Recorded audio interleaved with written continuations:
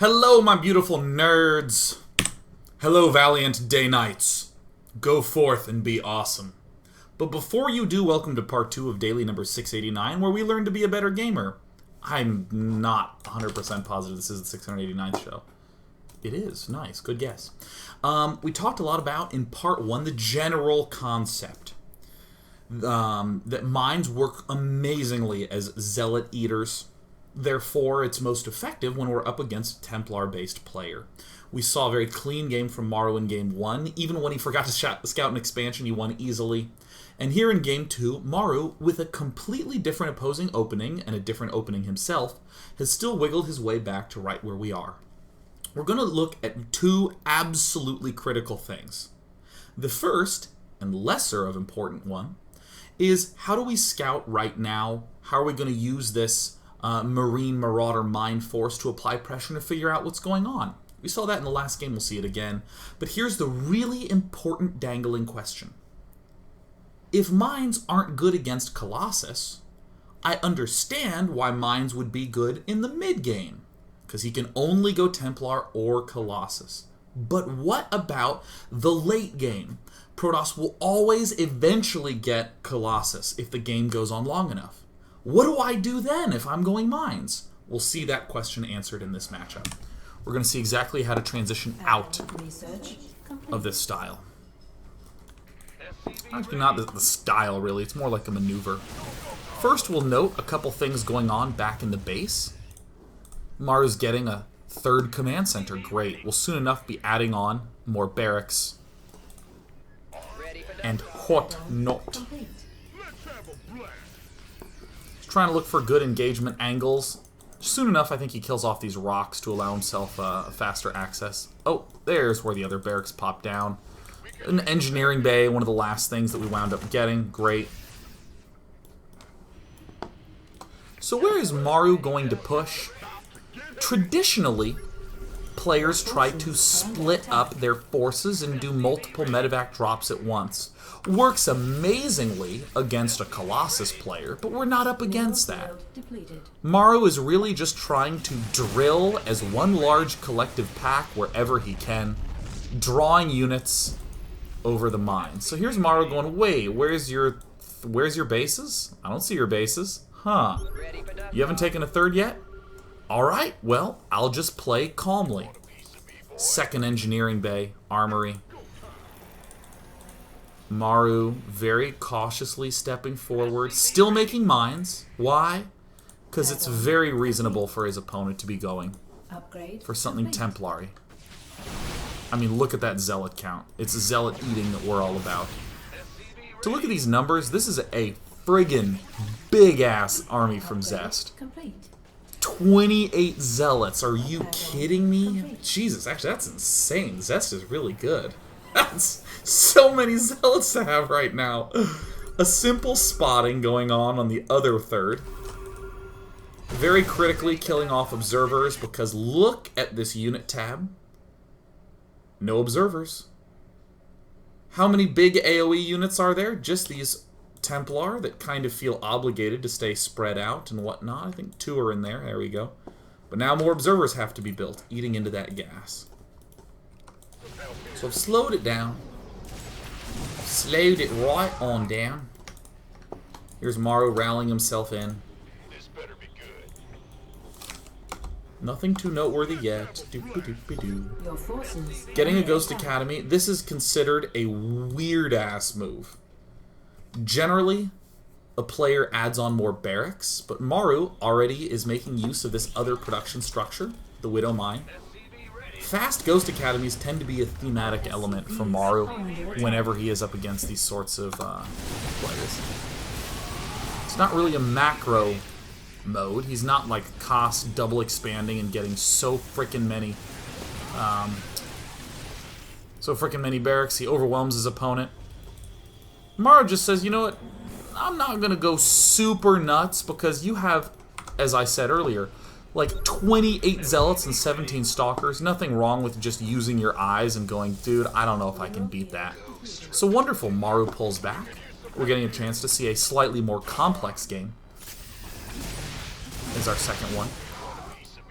Where are those ghosts? They are a little bit at the backside.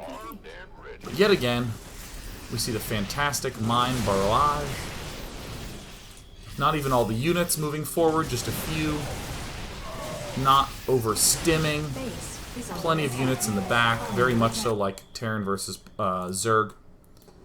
There are these slightly annoying Zealot counterattacks, but Maru handles them pretty well. Dealing with counterattacks is just hard. There's no fanciness about it. It's just a really, really, really hard thing to do. But let's watch some Zealot again, shall we? I want to go back right before those connections happen, because it just does not take that much. 32 Zealots out right now. We got to make sure that we pause it at just the right time, because there are Zealots dying here. Alright, I'm going to select this many Zealots, so we can see a lot of shields. We can see 21 Zealots here. That was just 2 Mine Blasts, front line completely removed from shields, many almost dead. And with the amount of Marauders we have, very hard to advance. I mean, eating storms, not fun by any means. But it's hard for us to really get punished when we eat a storm, because what is he going to do? Rush forward directly over all of our mines? Here comes another run forward. Enormous, enormous hits on all of these. And with these isolated Zealots that are moving forward, it's relatively straightforward to just pick those off. Let's go back to the Maru camp. Maru's eventually adding in more Vikings, but still largely favoring medevacs. We still see medevacs coming out. We very late see the barracks en route. Why did Maru know to do that? He didn't really know that much or see that much. He has not seen Colossus. He has not seen the robotics facility. Just getting 2 Vikings, just an easy sort of preemptive maneuver. So we can see Maru not exactly transitioning out of this style yet. Getting some Vikings can also be very beneficial against that mothership core, but here's just a general rule of micro. Let's say we have a melee unit versus a ranged unit. I'm going to do a fist for the ranged unit. Oftentimes, what feels nice is to move forward with your melee unit, and when the ranged unit starts to retreat, to pull back yourself. So you begin to see this sort of formation. I want you to know that this is one of the worst maneuvers you can do in micro as the melee player. You should either go forward and commit and cause this to be the motion, or you should just never engage. When the ranged units come up, just get away. Almost all damage that melee units, actually not almost all, but the most damage you will consistently receive is when you are retreating as a melee unit from a ranged unit. The most damage you will receive as a melee unit is when you are retreating from a ranged unit. Mines force this to happen automatically. We're seeing these Zealots will soon want to turn around because there's mines right here. What happens if they don't? I have all these Zealots selected. Let's actually get the Zealots selected. Here's 9 of them. There's 1 of them now. Let's see that one more time.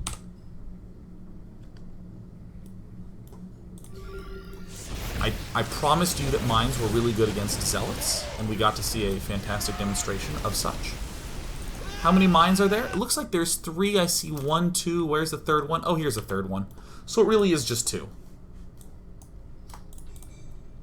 We see 9 Zealots. We see 1 Zealot. It only takes 1. It only takes 1 hit. Look at this. 2 hits, or 2 kills, 2 kills. Great.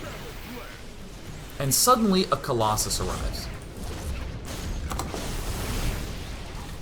Suddenly a Colossus arrives. How does Maru adjust? Very little. He's adding on Vikings from the starport, but not all that much else is different. Non-stop aggression, thanks so much in part to these mines. The mine production is a little bit low, but here comes another mine hit on the zealots. Brings down to orange health. A double mine hit would have spelled disaster. You don't actually need a lot of Vikings to deal with one Colossus. So there's this very paradoxical thing that Maru looks to do, which is to gather forces together and to try to be as aggressive as possible. More tech labs for more marauders. No addition of starports. We don't see any addition of starports anywhere. Just continued attacking. What's going on with the mines? Well, that's really the one thing that has halted production. That's about it. Very simple rule to follow. Very fun to see happen in practice. Maru simply halts building mines upon seeing Colossus. Having some pain in the asses over here, no big deal. Mines are still in reasonably high count. Counterattacks are still in reasonably often frequency.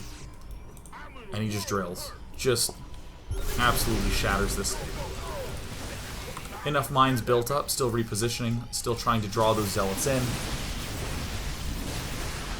Just gorgeous. Oh god. I mean, this is the sort of thing that makes me want to just go play Terran. Like, right away. And, uh-oh. Oh, look at all that. Look at that beautiful hit. They just yellowed up all those. Oh! Oh, yeah. Oh, yeah. You know, this is going to be the greatest day of my life is this mine hit. There's one that just yellows them all up. Here's all the zealots. Here comes this mine to join in. The fun. Boom! Down they go. Colossus, Archons, Immortals, not good when there are no zealots underfoot to defend them. Also, when there's no zealots underfoot, the Vikings tend to sit on top of wherever the bio is, making it very natural and sort of self-microing. You don't have to worry about positioning your Vikings super well because they position themselves super well. And he broke down that no problem.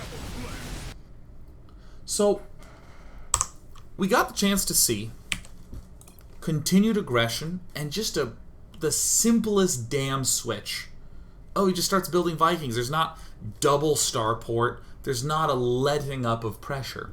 If a player opens up with Templar and then transitions into Colossus, wonderful. We're going to apply so much pressure that the instant Colossus 1 is arrived, it has to come to the front line. And we're going to keep attacking. We never need 16 Vikings to guaranteed one shot no matter what the upgrades are. We don't need that. We just need 2 to pick off that one Colossus and we keep attacking. And there's another one Colossus. Alright, I'm just going to pick it off and keep attacking. So wonderful.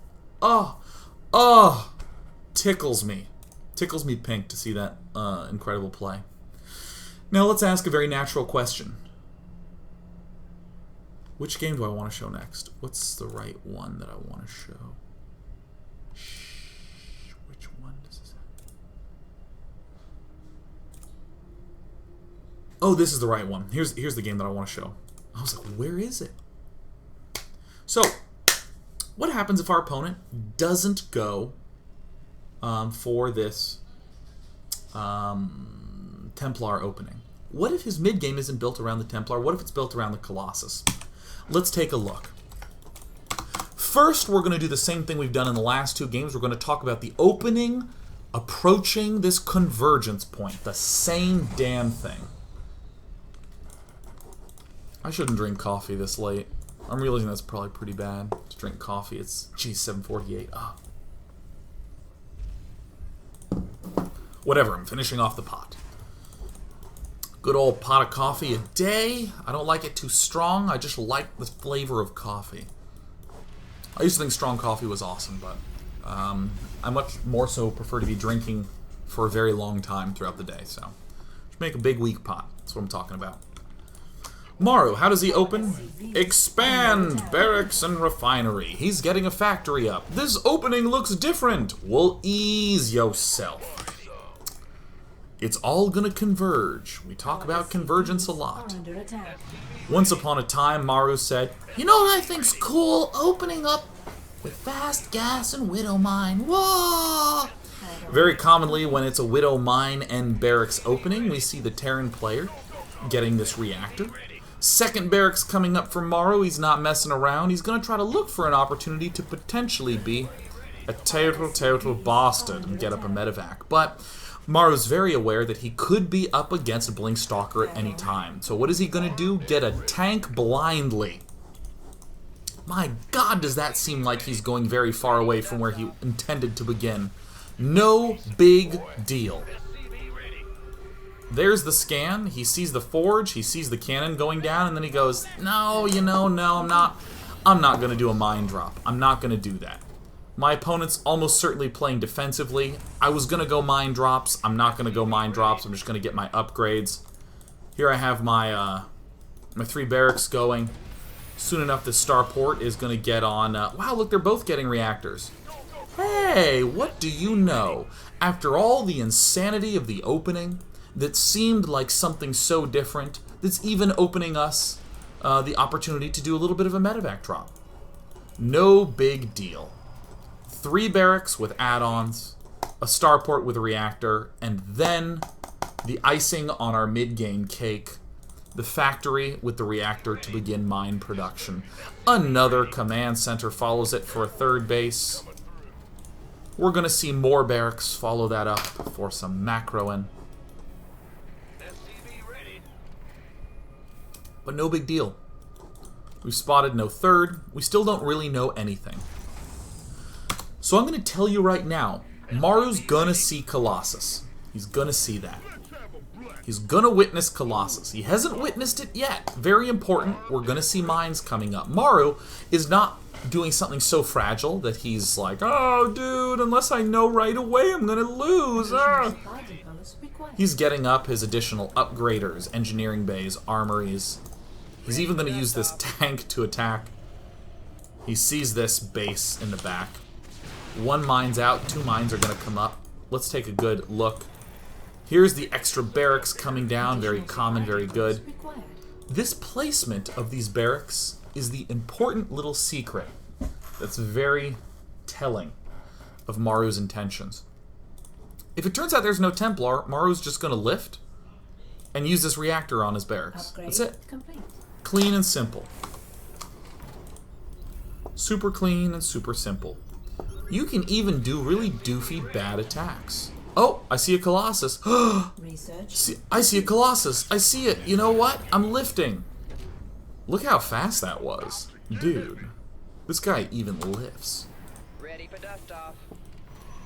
So, in a sense, we think about our mid-game plan as how we are exploiting our opponent's biggest weaknesses. Against a player who's going Templar, Templar are great. Ooh, they're good, and Stormers are nifty. But it's really the Zealots keeping everything together, and mines punish the Zealots hard when that Protoss is going Templar. What's the big issue for a Protoss player going Colossus, especially when he's trying to take a 3rd base? Mobility. Upgrade. And it's not, "Oh, Vikings! Vikings counter Colossus." That's thinking a little bit too level 0. That's like, well, if he builds that, then I build this. I just build the thing that beats that thing. Here we see an attempt to sprint up and take out one of these Colossus. Everything goes to hell. He does pick off a single Colossus, but Maru expands. Maru, macros. And now we're going to see something completely different out of Maru. Something entirely different. Medevac splitting up. Why? Well, there's no Templar for feedback. He went down the Colossus path. It's hard for him to have Blink Stalkers in a lot of places at once. It's very unreasonable for him to have Blink. Oh, well, there it is, yeah. Upgrade complete. But it's difficult for him to have all those Blink Stalkers everywhere. And now we see something on the entire opposite end of the spectrum. Maru splitting up his units, scanning, getting ready to drop in 2 locations at once. Very much so in the style of Pult. Still making light use of those mines, having them trundle about a little bit. Ready for dust off. Barracks, macroing hard, medevacs pumping out. Vikings? No! No, that doesn't exploit any weaknesses. That's just a direct, I'm going to make a unit to beat your unit, man. You don't see any Vikings. 0 Vikings on the field. Zealots still eat it hard versus mines, but Maru's hitting at 2 points, getting upgrades. It's a recipe for success. At least a recipe to delay the game. And then we see some more intuitive answers from Maru. Very far down the line, Ghosts and Starport plop down at the exact same time, still trying to harass in 2 places. Or, in reality, he's just trying to delay a little bit in 2 places. Just piling up the bio on 2 fronts. And then just macroing his little buns off. I assume his buns are little. I don't know. And these mines, these 3 mines that we built, they're not really participating in the fight in the same way they did last time. They're not really killing off all the zealots and being really difficult to deal with. They're just doing a little bit of zone control. Our drops have no vision in the middle, so wonderful. Our mines have vision in the middle. By the way, remember when I said the most damage you'll ever take as a melee unit is when you're retreating from a ranged unit? There you go! These double-pronged attacks coming in hard, coming in hot. In the pipe, 5x5. Maybe I'll watch Aliens tonight, I don't know. It's a really good movie. Ready to blunder. Mineral field. But I'm going to speed this puppy up because there's not really that much more to see. This is a typical game, but it's very important to see how Maru began, transitioned his way to this potential mind play, and then said, you're not going for Templar. Cool! Playing it straight up against Colossus and doing it exploiting the Colossus's greatest weakness, defense. Can't be in a lot of places at once. They're expensive. You can't really get many of them. Scanner, scanny, picking off a temple, da da da. Getting a 4th base right now in the everyone tab. We see it's 4 base versus 3 base. Terran should generally be ahead of Protoss and expansions in the opening stage. And probably as this game continues to develop, it will be for the whole game. And I said it before, I'll say it again. The Terran Max Deathball army, I personally think, and again, this is my personal opinion, and I think that it's a little bit too difficult to tell if it's anything but an opinion.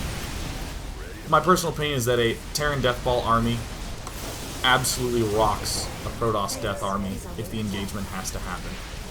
The way that Protosses succeed in the late game is by doing lots of retreats, getting strategic storms and strategic pickoffs, and only forcing the engagement when the Terran army is weak enough. But if the Terran army and the Protoss army must fight each other, as in if you're in a micro arena and one player has to battle to the death, it's so impossible for Protoss to deal with this. It's so impossible. Nice Zealots guy. Zealots are killing everything over here. Maru accepts. And he's gonna wreck through this. He cleans this up, no problem. Zest is Busto. From Robusto to Busto, the story of Zest on this map. Very, very aggressive style from Maru, eh? Really, really, really cool.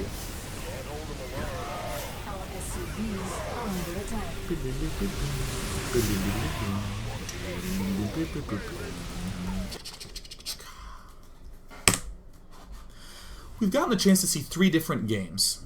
We've gotten a chance to see 3 different openings, all converge to the same spot that allows for Marine Marauder Mine Medevac to begin. In the first game, we saw it happen all game long, Marine Marauder Mine Medevac. Clean win. In game 2, we saw Marine Marauder Mine Medevac until Colossus were spotted, and then a smooth trickle in of Vikings, not double Starport Viking. If you're being aggressive enough with the MMMM composition, A Colossus transition will naturally have to bring the first Colossus to the front, meaning you can hit it right away. And in this third game, we saw the different circumstance. Colossus being stockpiled from the get-go. Only then did Maru say, you know what, no mines. None. There's no Templar play to exploit here. And that's when we saw split medevac dropships hitting. That's the first game we've seen that, keep in mind. And then we also saw the double starport, the ghost transition, and how difficult it is for Zest to deal with a direct frontal push. Beautiful play. When we come back in part 3, we'll take an examination of Maru doing this mix, doing the style, but it just won't quite work. We'll take a look at why when we return. Damn, this daily's comprehensive. Hell yeah, I'm happy with how this show's going. Oh yeah, that doesn't really happen very much. So apologies for being a little excited. Oh, yes. Let's go ahead and listen to some really funky sound music.